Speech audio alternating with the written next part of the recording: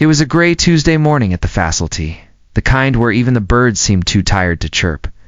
Wendy, the resident ringleader of mischief and joy, peered out the window and sighed.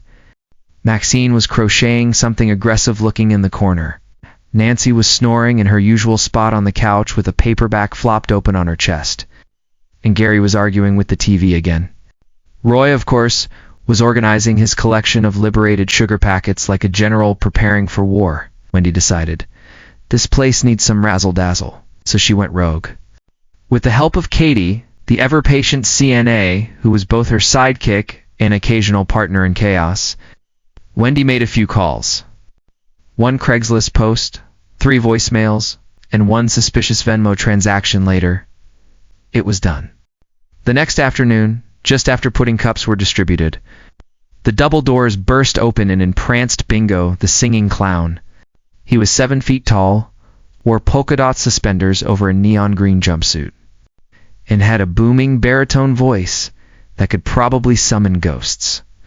Bingo kicked things off with a rousing rendition of Don't Stop Believing, complete with jazz hands and a kazoo solo. Maxine dropped her yarn in horror. Nancy woke up mid-snore, blinked at Bingo's sparkly booty, and promptly asked, "Am I dead?" Gary muttered, "This is it. The aliens have landed."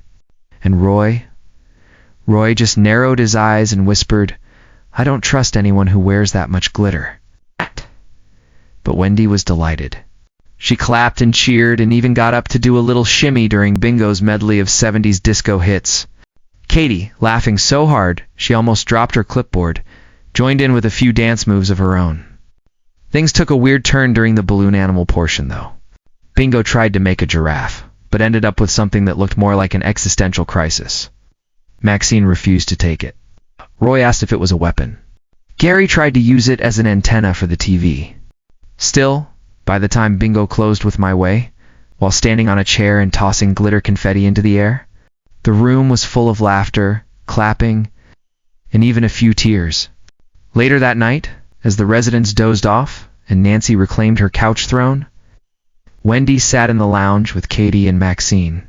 "Well," Maxine said, sipping her chamomile, "he was horrifying. But in a charming sort of way, that's the most fun I've had in months." Katie grinned.